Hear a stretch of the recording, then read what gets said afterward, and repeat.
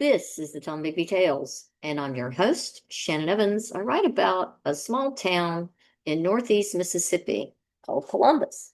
Sometimes I write about the rest of the state.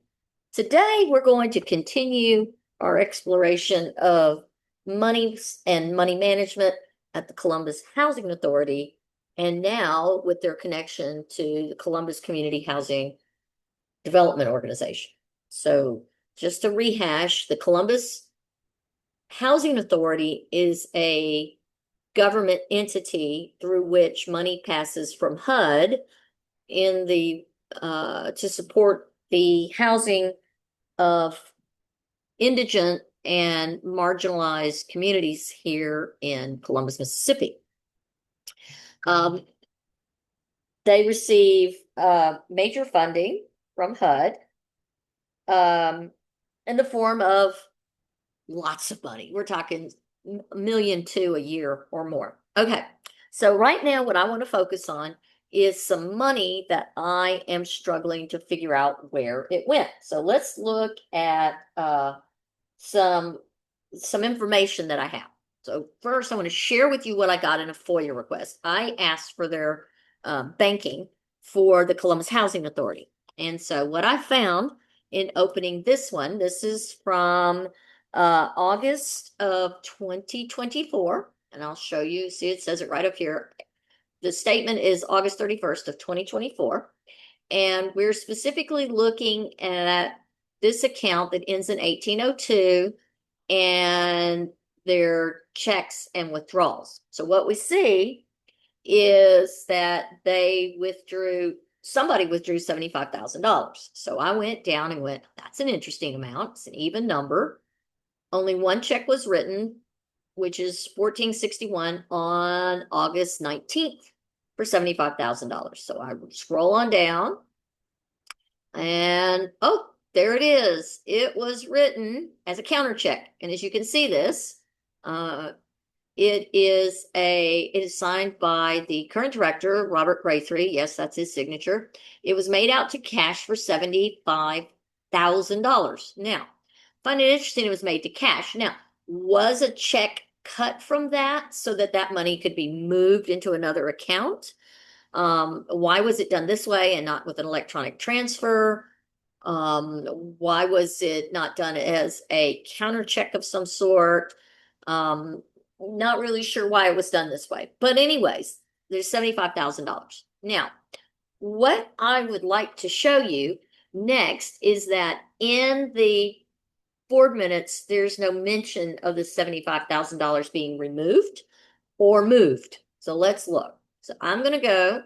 That was the 19th of August that was done. So now we're going to look at the August 28th board minutes. Now I've looked at the July board minutes. The month before, there's no mention of the $75,000. I'm looking at the amount in the July bank account for the Columbus Housing Development Organization, this CHDO that's mentioned right here, which is where they generally move money to, and we can see where they're moving money. Sometimes they move it into their checking account here, but that would be a Trustmark account, so there's no reason a cash check would be made to move money from one account at Trustmark to another account at Trustmark. They use web transfer all the time, and it always says internal web transfer. So that's not what this is. Clearly, that check says cash. You can see it right there. It says cash. So where? Let's zoom in a little. Ooh, let's go. Look, it says cash for $75,000. So where did that money go? Well, let's just assume that the director, Robert Graythree, is going to say that it went into this show account. Well, as of July 30th, on their account, it says that there was $6,100 in their account. So that would have been right before the money was moved. So if it was at 61,000, then when we go to September, and let's go find the September minutes, The September minutes show no money there. Hang on, that must have been all right. The September minutes show that they only have $5,000 in their oh nope, they have 54,000 in their banking account. So if they went, how did they go from 6,100 to 54,000 and they're still have spent down X amount of dollars? The previous month in September, they had $30,000 in that account. So where did all the money go? So they went from 30,000 down to 6,000. That's about 28,000 that was spent. And then they went from 6,000 to 54,000. So 6,000 plus 75,000 would be 81,000. And now they're down to 54,000. So where did the money go? You tell me. Were their expenses that significant? Why is the fact not mentioned in this August? Let's go back to the August books. In August, there is no mention of the 75,000 being moved. Absolutely none. When I went to let's go to the August 18th, the September 18th, there's no mention of the 74,000 being moved. None whatsoever. Doesn't matter. It is not mentioned anywhere. And it doesn't matter if I'm even doing bad math. There's no mention to their board that he's moving money from one account to the other. None. There's definitely nothing showing that they moved money from this Trustmark account of $162,705 from their $2 million worth of money to their nonprofit. Where's this mentioned? Where is this indicated? Where is this notated? Nowhere. So when I make these statements that their banking and their money moving is not transparent, it's clearly not transparent, because I'll be glad to share these board minutes with anyone, but I have looked backwards and I have looked forwards, and there's no mention of $75,000 being moved by Mr. Grathery to his board. His board has no idea what's going on. His board had no idea that at the bottom of the 990s, it states that they had seen those 990s. And when I spoke with the director, the board president of the Board of Commissioners about the 990s that I reported on yesterday, she said she had never seen those 990s and she never approved them. I would like to know where they were approved. I would like to know why their names are on them. And let's go back and look. I'll just show you one. I'll show you what's at the bottom. Remember I said they were in the negative on what they spend compared to what they bring in? Well, let's go to the bottom. This is even more concerning to me. It says right here, let's see if I can make this where you can see it. It says Form 990, Part 6, Section B, Line 11B. Each board member receives, reviews, and approves the return. Where are their signatures? Where have they seen these, and where is it reported that they have seen these? Because yet again, I can't find any mention of it in their board minutes. So if they exist in their board minutes, I can't find them.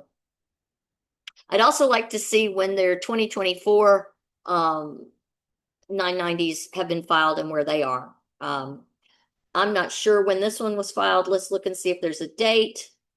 Because there's just so much going on that the transparency is non-existent. And it's very, very concerning that there is no transparency in this organization. That is because of two things. We don't have a date that I can find of when this 990 was filed. Oh yeah, I can. It was filed in October 30th of 2023. So we should be able to see the I'm guessing they haven't filed the 2024 one yet. I've seen the 2023 and the 2021. So the bookkeeping is abysmally embarrassing. I'm just going to be honest. It's very embarrassing. So where's their money going? How's it being spent? Money is being moved from the Columbus Housing Authority, monies from HUD, and being transferred over to this CHDO, this Columbus Community Housing Development Organization nonprofit, out of public view. So it appears to me that there's a little bit of, I mean, it almost looks like money laundering. I can't say that's what it is because I can't see anything, but I can't see what's going on at CHDO with their books. I doubt very seriously they would let me look at their ledgers. They don't have to since it's a nonprofit. But I bet the Secretary of State and the state auditor would love to see their books. I think there is some very unethical, at the very least, banking practices going on. One, not informing the board that money's being moved. Two, the fact that money's being moved that's not been budgeted to move. And because clearly if they're spending more than they are budgeted, then there's a problem. So it's not like they start out with $400,000 in the bank and that's their budget and that's what they live with. It's just arbitrary how money's moved over there. It's also, we have no idea what they're spending their money on. And it could be for absolute program services and care for the buildings, and it could be renovation. I don't know. But the fact that they're just moving the money over, and that within the ledger, I have found monies that have been moved, excuse me, I've found checks that have been written to cover expenses at the Columbus Community Housing Development Organization, the nonprofit, by checks that have been written from the Columbus Housing Authority. There's so much mixing and muddling about of monies that it seems very questionable at best. And I think it deserves to be looked at. So I made a little spreadsheet. Let me show you it. I believe you can see this. These are the bank accounts for CHDO. So I just started with January of 2024. They had $6,000. Then they had 22,000, but there's no mention in the minutes of where that 18,000 extra came from. Then they went from 22,000 to $159,278,000. Where did that come from? Then they went from there to 150,000. So, excuse me, to 106,000, which means they spent 52,000. Then they were down at 85,000. So they burned 21,000 in that month. So I'm not sure how they spent 52,000 in 1 month. Then they spent 21,000. Then they spent 20,000. Then 35,000. And then they were down to that 6,100 that I mentioned in August 28th. Prior to that, August 28th was when the money was deposited allegedly. And so somehow they spent about $50,000 between a little bit more than $50,000 between August 28th and September 18th. That's, I think, about 30 days. And then they spent another 40,000 by October, and then they got infused with another $100,000. So I'm already at over $100,000, over $400,000 being deposited into their bank, I believe. So then they spend down and they spend 24,000. And then by January of 2025, between December 18th and January 28th, they spent $81,000. What did they spend it on? 81,000. And then suddenly they got another deposit of $20,000 or so. And then in March, they got $100,000 deposit. And then between March and April 30th of 2025, they spent $64,981.12. Wow. What are they spending it on each month? What costs that much to maintain? Since uh, we have no idea. I think it's incumbent upon that board to start asking some questions, start looking at some ledger sheets, and start making some really serious inquiries and figuring out where their money's going. Because ding dang, y'all, that's a lot of money they're spending. Anyways, hey, that's all I got for today. Um, if you can figure out these monies, more power to you. Uh, I encourage you to do your own Freedom of Information Act public records requests to find out what's going on in your community. Um, I'm just digging into these dollars, and like I said before, every time I look into something that Robert Grathry or Rusty Walker from their HUD capital funds manager that they've hired, every time I look, I just have more questions. More questions. And these are very expensive questions. So maybe that 75,000 went over to CHDO. I don't know, because when we looked at that bank account, let's go back and look at it again. There's no, it doesn't tell you where they transferred it to. So we're shooting blind without the rest of the information. So somebody needs to open both books and put them side by side and have a look, because that's the only way you can reconcile this kind of mess. They need a real accountant. They need someone who's local. They need an accountant on that board who's serving on that board, and who can advise them and can we need somebody who demands, we need a board that demands transparency. We have at least 3 members on that board who are not transparent, are not fighting for transparency. They're fighting for secrecy and continued closed efforts. They don't want anybody looking at the books. They don't want anybody looking at asking difficult questions. They certainly don't want any more Public Records Act requests. They've okayed super high costs, although finally I got them to come down and on the most recent request involving the credit cards. So that'll be the next item that we will be picking up. Hopefully the bid packages that I've requested will be ready after 2 on Friday, as they had said.